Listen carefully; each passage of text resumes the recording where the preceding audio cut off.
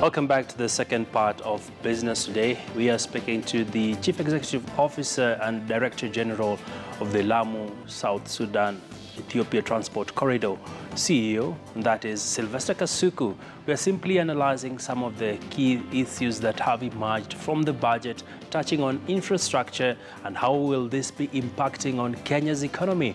You can feel free to share with us your views on our social media handles. You can tweet me at Agina Abi. You can also use our Twitter handle at KT News and just give us your thoughts on what do you think of the budget. Was it an accommodative budget? Was it inclusive or not? You can engage with us on social media. And let me throw it back to you, Kasuku. As much as we are seeing a lot of money going towards infrastructure, the bigger issues have been, how is this translating in improving the lives of the ordinary wananchi? For example, are they getting jobs as drivers? Are they the people doing the manual work down at the fields? Just walk us through the size of LAPSET and how many people will benefit out of this project. Yes, thank you. I would like to say that Kenyans are benefiting in many ways. Kenyan professionals, from engineers to economists to planners, are all benefiting by getting direct engagement in areas where the projects are currently either being planned or are currently being implemented. Secondly, we are realizing that as we continue to open up the northern part of Kenya, we are increasing our space for undertaking economic development activities. We are equally transforming lives of the people of northern Kenya. For example, today, if you take a ride along the Isiolo to Moyale Road, you realize that the communities that were previously, inaccessible are today able to reach markets, and other traders or business people are also able to reach those areas. We do know that this area is one of the largest production fields, particularly for livestock. And we know that about 60% of livestock products that are consumed in Nairobi, particularly meats and the like, actually come from northern Kenya. So we are actually improved the value of livestock that is produced in northern Kenya. We are equally seeing a slow transformation of the northern part of Kenya with regard to accepting agriculture as one of the activities that are currently being undertaken there. We are also seeing exploitation of natural resources. For example, the crude oil that is currently being produced from Lokicha oil fields. You realize that a lot of people in Turkana are currently engaged in the oil fields as part of expertise services and as part of labor. We are also seeing small-scale contractors coming up, emerging in areas like Turkana. And you find locals owning small construction farms and are being offered jobs. And that is actually building the capacity of our construction sector in the country. And this is widespread along the entire corridor. And this is increasing job opportunities for Kenyan youths. So do you have any numbers to put to this, Sylvester, in terms of how many jobs are likely to be created by the time upset is completed from the 48% currently? Yes, we are saying that in Lamu alone, we already have engagement of as many as 500 people if you look at both backward and forward linkages. And the entire LAPSET corridor up to including the oil fields and the road construction works, among many others, you are looking at an engagement of about 5,000 people, up to including those who are supplying services, those who are supplying materials, those who are getting jobs even at the material extraction sites, those who are working directly in the projects, those who are providing professional services, those who are providing labor. So we have quite a number of people already engaged. All right. And as we go along, we envision that Lamu alone, with the port, with the special economic zone, industrial base, and economic free zones, is going to support close to 100,000 jobs by the year 2030. And the entire LAPSET corridor will be able to support close to 500,000 jobs by the year 2030. So you can see a strong expansion job opportunities for Kenyan youths, Kenyan professionals. And you can see that we are coming up with a strategy to be able to depressurize the pressures that we are seeing in terms of joblessness along the northern corridor, Mombasa, Nairobi, going all the way to the borders with our neighboring countries. So as we expand up, we are expanding space for employment, space for real economic development. As much as we are creating jobs, Sylvester, how will this sort of reduce the cost of living at the end of the day? Because not everybody can be employed under the infrastructure projects, but at the end of the day, what impact will this mega project have in Wanjiku's life, in Onyango's life, in Kamau's life? Yes, you do realize that the jobs that are being provided directly or linked to the infrastructure projects are not just the only jobs, but we are seeing an expansion of the private sector. As private sector continue to establish businesses in different parts of the corridor, taking advantage of the infrastructure that is already being developed, we are realizing that that is also creating what we can call sustainable livelihood systems for families, for local investors. Kenyans are very strong in investing locally. If you look at the foray of investment interest by local Kenyans, even at the Wanjiku level, in trying to find out what is it that they can do within the corridor, that in itself is showing a strong trend of sustainability in terms of providing meaningful engagement. I would like to call it meaningful engagement rather than direct jobs. Households are starting to engage in different economic activities, what I would call local economic vitalization activities that actually put resources in their hands, that put for them food on the table, and that enable them to participate in the whole economic matrix of the country. And still tied to this, Sylvester, at the end of the day, we're also looking at the cost of living from a perspective of how will this change the cost of goods by us having the SGR, by us having LAPSET, by us having an oil pipeline. What will change at the end of the day? What is changing is definitely the cost of services, first of all. When you have efficient and seamless infrastructure that enables you to move goods and people more efficiently at a lower cost, that ends up reducing the cost of production. That ends up reducing the cost of goods. That ends up reducing the cost of services.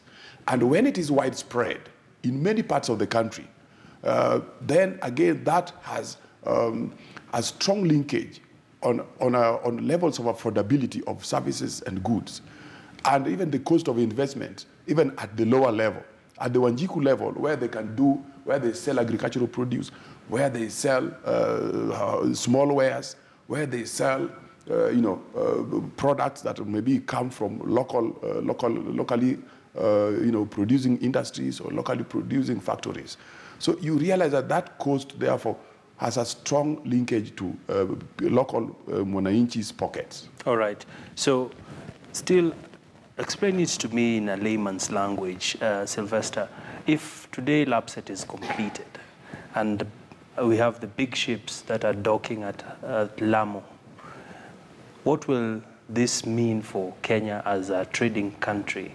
What does this mean in terms of unlocking maritime opportunities that many young people, say in Lamu, looking forward to seeing a vibrant fishing industry? I mean, the various people that would come with that service sector that might not be available right now, but is envisioned to come eventually. Yes. First and foremost, we are putting up what we are calling one of the largest ports in the continent. In terms of the draft, which is 18 meters deep, and even the length, the key length of the port berths, one berth is about 400 meters long. That means that the container ship that can come to Lamu is larger than a container ship that is currently docking on any of the ports within East Africa. That tells you that we are creating a platform for transshipment business, in that the current global logistics business that is bypassing Africa and going to the Middle East and going to Europe will soon start docking in Kenya. That means that goods that come to Africa, including Kenya, that have to break bulk in the Middle East, will no longer have to go to the Middle East to increase the cost, let's say by $20 per unit when they are passing through the Suez Canal. That means that industries that have been, or investors in industrial sector that have been looking for good ports in Africa and good industrial locations in Africa will now start to invest in Lamu Special Economic Zone, which means that a number of the goods maybe that today, from the perspective of Africa, that we seek from elsewhere, let's say the eastern bloc of the globe, yes, will now start being located in Lamu.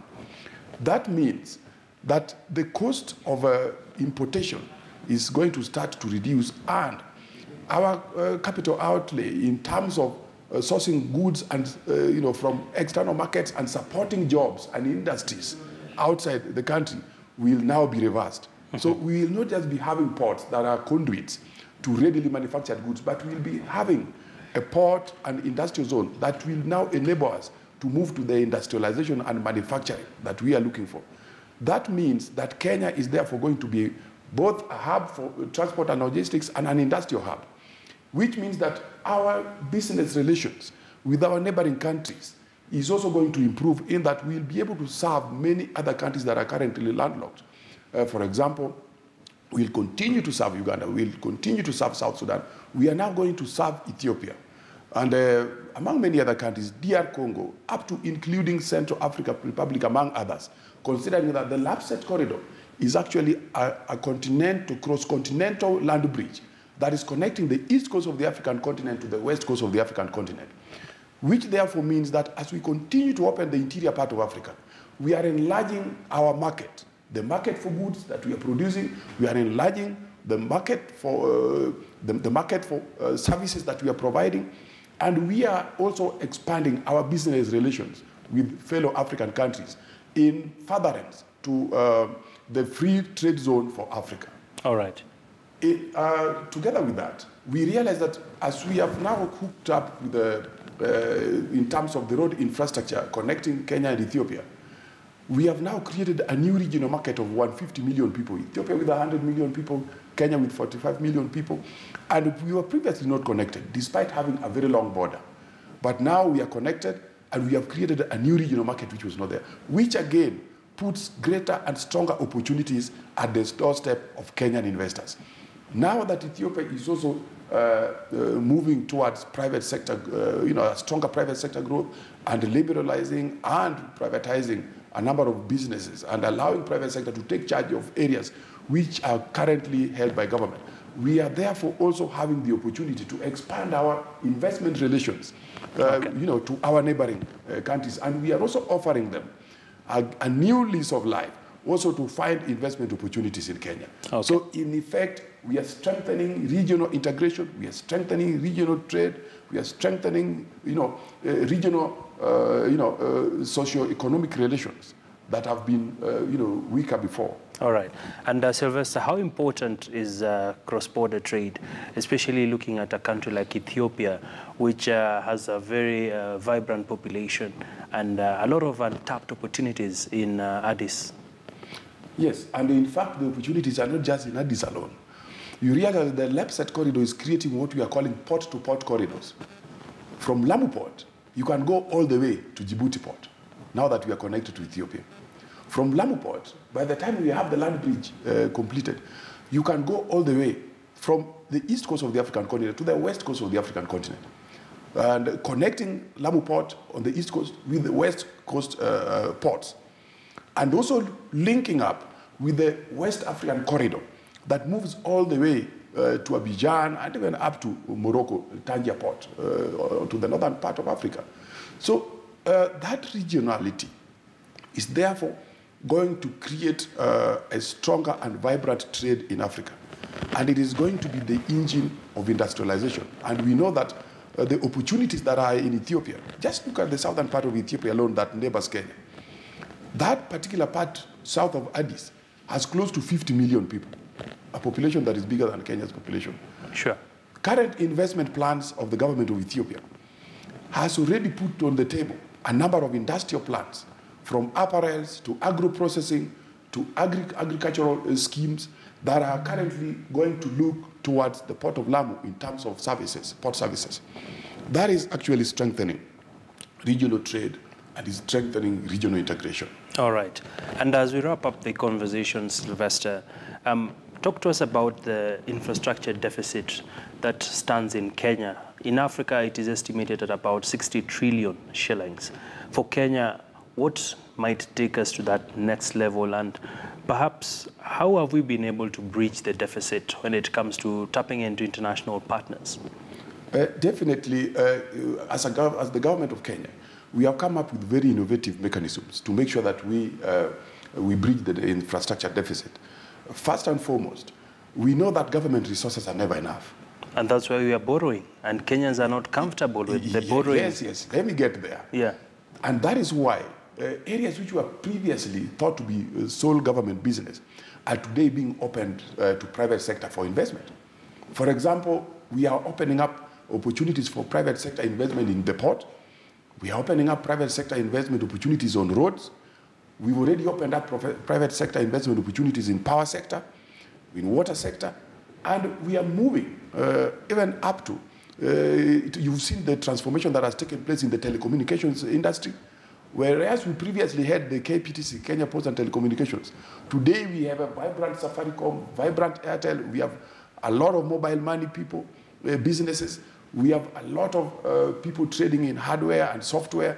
So that is the kind of transformation that is going to bridge the infrastructure funding deficit in Kenya, and we are strongly moving there, so that the government can concentrate in areas which maybe might not make business sense to private sector, so such as social sector, so that we can improve healthcare, we can improve education, we can improve support to agricultural sector, so that we can be able to produce more and engage private sector in building up the economy to a bigger level and expanding the GDP base. All right. And looking at Kenya's insatiable appetite for borrowing, we are now standing at a budget deficit of 500 billion shillings, actually 562 billion to be precise. And this will be plugged by domestic borrowing as well as foreign borrowing. And if you had to look at some of the key regions in Africa, they've been able to structure private partnership agreements where they've been able to rope in the private sector to play a big part. And we did see an example of this in the construction of Thika Road, Thika Superhighway, which did see the input of the Africa Development Bank. And from where you sit, looking at LAPSET, it's a 2 trillion shilling project that cuts across over 5 countries. For Kenya's side of things, do we have sufficient resources to step up to meet the desires of the day? The government is definitely, again, as I've already said, putting up very strategic mechanisms to involve the private sector. As we speak, we are in the process of completing the recruitment of a transaction advisor supported by the African Development Bank to package 7 new berths at Lamu Port, plus the Lamu Special Economic Zone and Industrial Base for private sector uptake. So the investment that the government is currently undertaking by constructing the first 3 terminals is just to kickstart that particular investment and to give it, wheels to start running, to make it a going concern, so as to attract private sector and also to prepare the port. Works like dredging works are not private sector activities; those are government works. Works like putting up navigational aids is government work. So we are currently doing that so that the port becomes a going concern and it attracts private sector. All right. So going forward, we are basically engaging private sector, and this is also going to be done for the crude oil pipeline. It's also being done for the roads, and will be done for many other opportunities. For example, airports, refineries, resort cities, among many others. So the private sector is really already engaged, and there are already laws and regulations and mechanisms that attract private sector participation in this endeavor. Okay. And as we close it off, Kasuku, the president recently received an award from the Africa Development Bank in relation to infrastructure projects. And perhaps from where you sit, talk to us about the significance of this and Of course, this comes under a cloud of mounting concern among Kenyans over corruption and the commitment of the president in terms of addressing corruption in the country.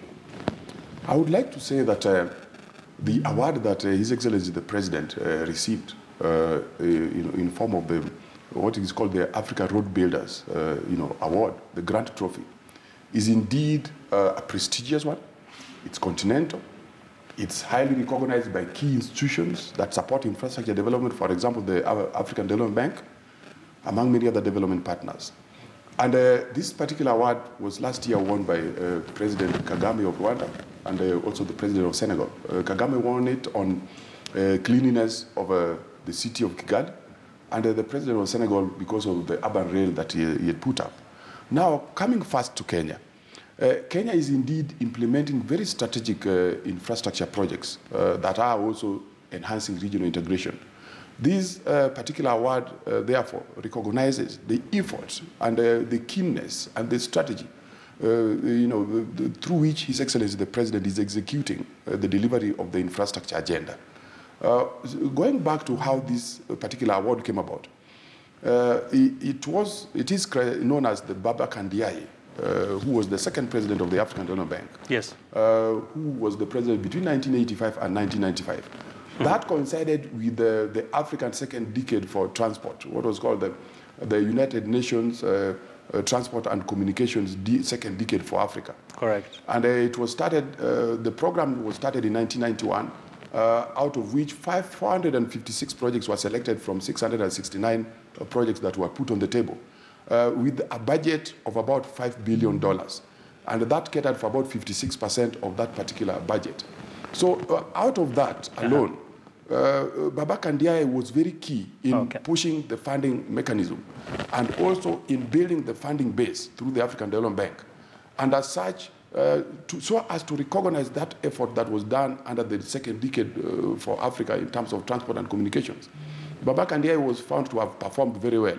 So this particular coveted award was therefore named after him. Recognize that. And then His Excellency the President now has won it. Okay. And we do realize that the infrastructure that is being championed by His Excellency the President has also won the admiration of a number of international institutions. For example, the award that was received in the US.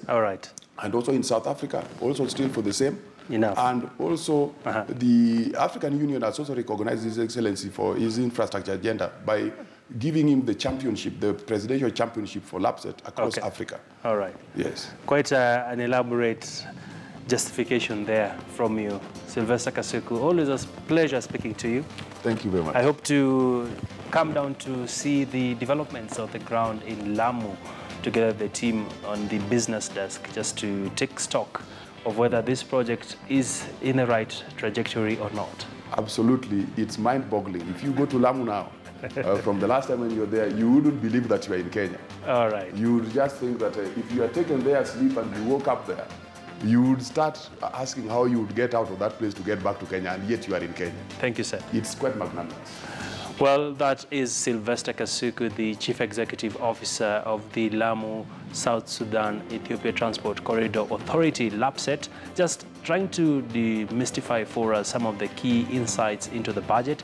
And that's where we wrap it up here on KTN Business Today. My name is Abi Agina, and have yourselves a lovely weekend. And to our Muslim brothers and sisters, we say happy Eid al-Fitr. Our Swahili team is coming up next with more news from across the country.